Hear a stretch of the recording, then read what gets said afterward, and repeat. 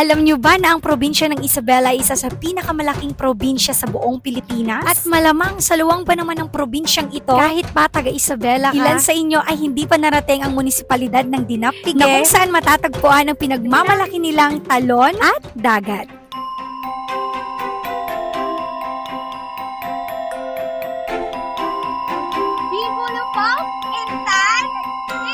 It's Sarah B. Hi mga B! For today's video, kaduan nyo kaming pumunta sa Dinampige, Isabela. Intan?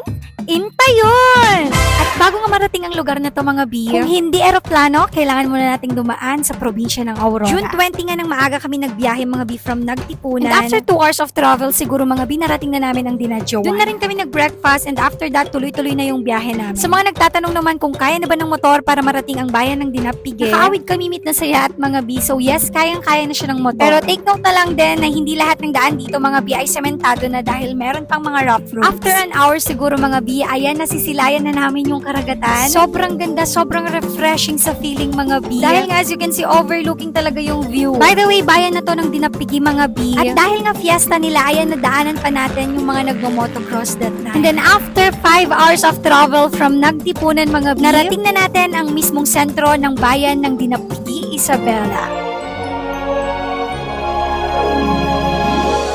Pagkatapos namin nag-picture taking dito mga B, tinanong na rin namin kung saan yung resort na tutuluyan namin. At dito nga tayo sa Derhis Farm 3 Resort mag-stay. Pagkadating nga namin dito mga B, tinanong namin yung room na pwede naming tuluyan and then nilagay na namin yung mga gamit namin. And fast forward, pagkatapos namin nag-freshen up, bumalik na kami ng bayan at dito na kami kumain sa mayor's office. Sobrang sarap ng paggaluto ng mga food nila dito mga B. Talaga namang sinulit namin. Pagkatapos namin kumain dito mga B, bumili na kami ng mga tsinelas namin. Dahil nga naisipan namin ngayon na kami pumunta ng Dibolo Falls. Kumainting bet ang isip niyo.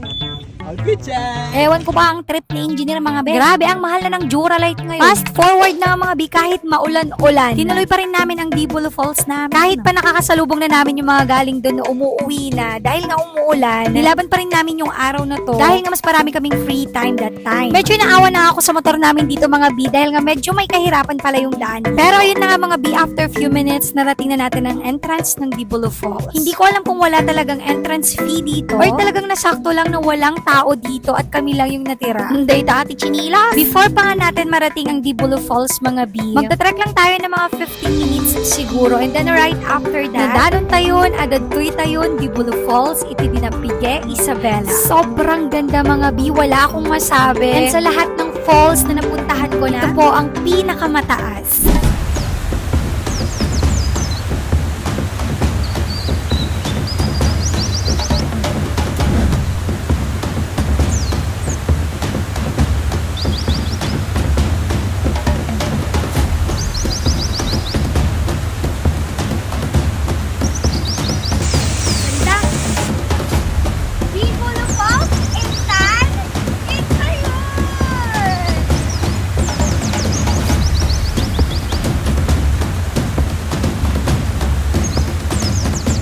Hindi na kami masyadong nagtagal sa falls mga B since hapon na. At kami na lang nga yung tao dito. And since sumasakit yung saka ko sa chinilas ko mga B, nakisinukat muna ako sa Duralite ni engineer. Pagka-uwi nga namin sa resort mga B, dumiretso na kami kagad sa beach. At dito na namin tinuloy yung ligo namin.